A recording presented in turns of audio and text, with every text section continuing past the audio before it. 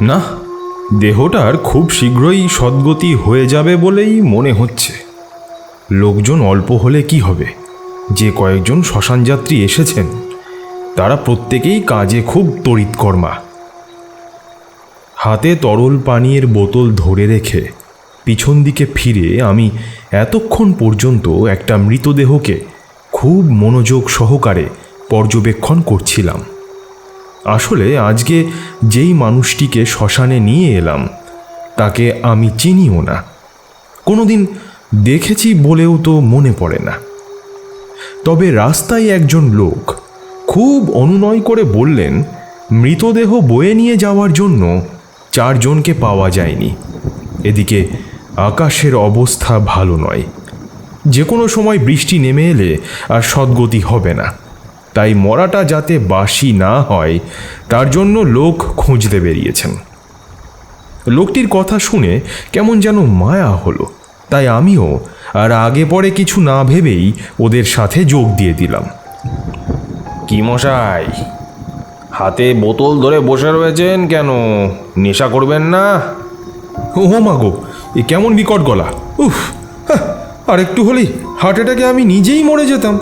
থু থু থু, বাপরে, বুকটা এখনো ধরফড় করছে। আমার গলাটা আগে খুব সুরেলা ছিল, তবে এখন এমন ভেঙে গেছে যে নিজেকেই নিজে চিনতে পারি না।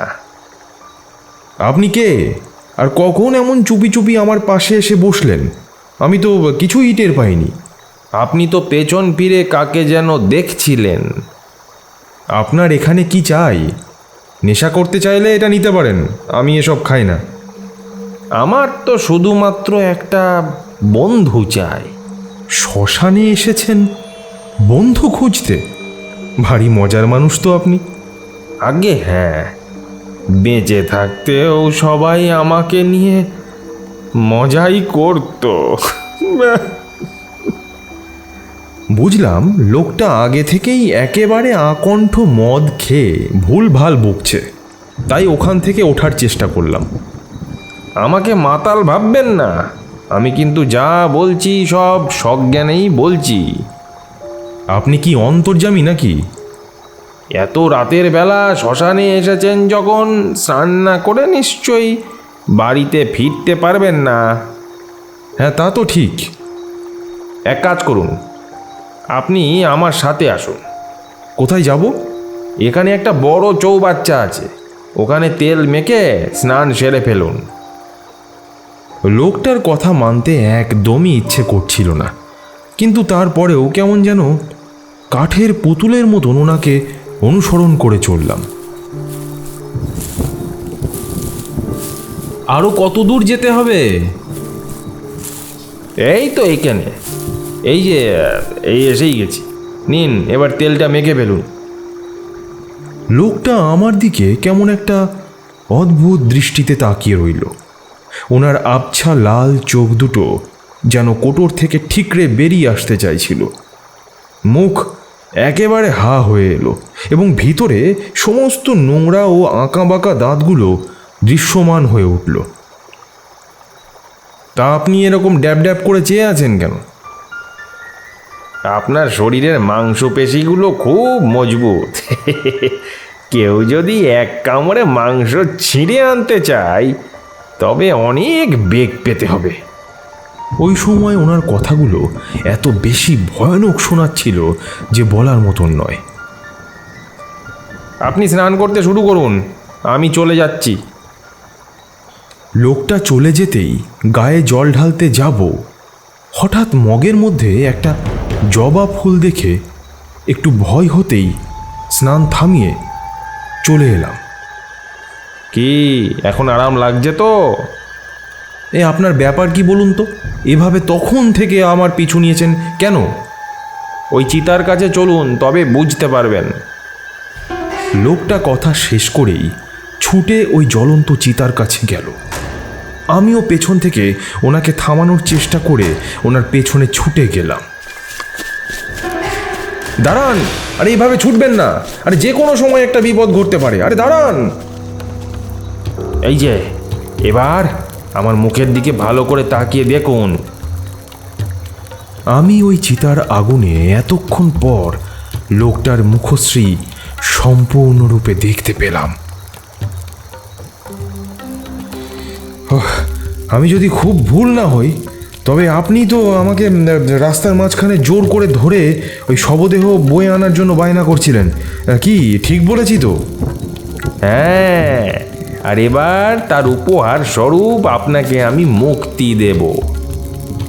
লোকটা কথাটা বলেই হুট করে আমাকে আগুনের দিকে ঠেলতে শুরু করলো। আমি ভয় পেয়ে চিৎকার করতে শুরু করলাম। হে, কি করছেন? আরে হাত ছাড়ুন! আরে পাগল হয়ে গেলেন নাকি? আরে কে কোথায় আছেন? আমাকে বাঁচান!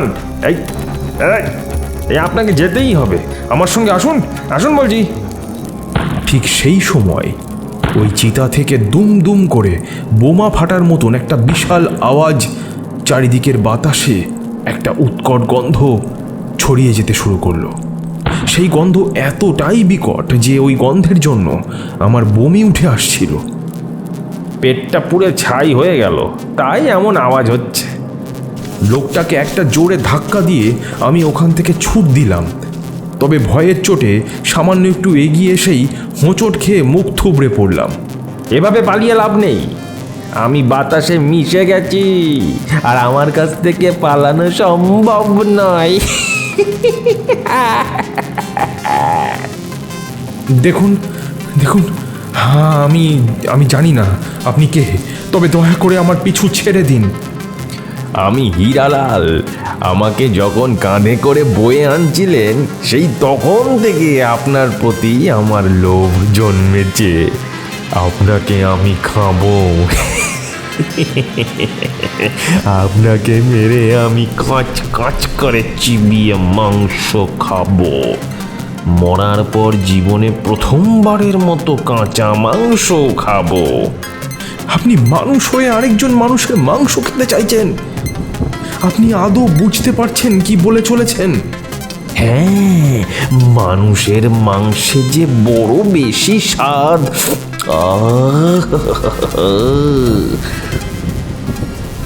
কি বৃষ্টি নামছে কেন? না, আমাকেই কিছু একটা করতে হবে। আমার চোখের সামনে থেকে লোকটা তাড়াহুড়ো করে দৌড়ে গিয়ে ওই জ্বলন্ত চিতার উপর আরও কয়েকটা কাঠ চাপিয়ে তাতে ঘি ঢেলে দিয়ে এলো। লোকটি ফিরে আসতেই আমি প্রশ্ন করলাম, আপনি বুঝি ডোমের কাজ করেন? না না, ছি ছি ছি, কি যে বলেন! আমি হলাম গিয়ে উচ্চ বংশজাত ক্ষত্রিয় সন্তান। তবে এই বৃষ্টির প্রকোপে যদি ওই চিতার আগুন নিভে যায়, তবে শেষ সময়ে বড় কষ্ট পাবো। তাই নিজেই এগিয়ে গিয়ে নিজের সৎকার ঠিক মতন হচ্ছে কিনা তার তদারকি করে এলাম। ওই শেষ কথাটা কানে যাওয়া মাত্রই আমার সারা শরীর একেবারে হিম হয়ে এলো। আমি সঙ্গে সঙ্গে কিছুটা তফাতে সরে এসে বললাম, আপনি এসব কি কথা বলছেন? কিছু বলার জন্য শরীর আর কোথায় রইল, সবই তো ওই আগুনে একেবারে জ্বলে গেছে। আপনাকে আমি সেই 3 রাস্তার মোড় থেকে দেখে আসছিলাম। মনে হলো আপনাকে মেরে সাথে নিতে পারলে কথা বলার একটা লোক জুটে যাবে।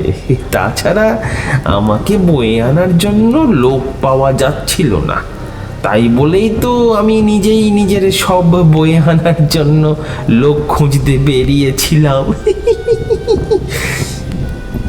আগুনটা আর একটু তেতে উঠুক, তারপর ওখানে আপনাকে তুলে দেওয়া হবে। না, আমাকে মারবেন না। আপনার শেষ গতির সময় আমি আপনাকে পার করলাম, আর আপনি তার প্রতিদান এইভাবে দিচ্ছেন? দয়া করে আমাকে যেতে দিন। কোথায় আর যাবেন? আপনাকে যে এতক্ষণ ধরে বেশ করে সারা গায়ে ঘি মাখিয়ে চিতায় তোলার জন্য তৈরি করে রেখেছি। তাছাড়া আপনার গা দিয়েও এখন সব বয়ে আনার সোদা গন্ধ বেরোচ্ছে। এই শ্মশান থেকে পালাবার চেষ্টা করলে অতৃপ্তদের হাতে মরবেনি। একটা হাত নাকের কাছে এনে দেখলাম, ঠিক তাই, তেল ভেবে যা মেখেছিলাম আসলে সেটা ছিল ঘি। আমার দিকে এগোবেন না, খুব খারাপ হয়ে যাবে বলে দিচ্ছি। আজ একটা একটা মানুষ না নিয়ে আমি এই জগতে প্রবেশ করব না। আমার একটা সঙ্গী চাই। চলে আসুন, আসুন বলছি। কে কোথায় আছেন? বাঁচান! এই দাঁড়ান, যাবেন না, আমাকে ফেলে যাবেন না। আমাকে বাঁচান! সেই যে দৌড় শুরু করেছিলাম, তারপর সোজা এসে থেমেছি শ্মশানের বাইরে এসে। সদ্য মরেছি তো, তাই এই মুহূর্তে নিজের দেহ যতক্ষণ পর্যন্ত পুড়ে ছাই হতে না পারছে ততক্ষণ এই শ্মশানের বাইরে যেতে পারবো না। কিন্তু কাজটা আপনি ভালো করলেন না, এর বদলা আমি নেবই।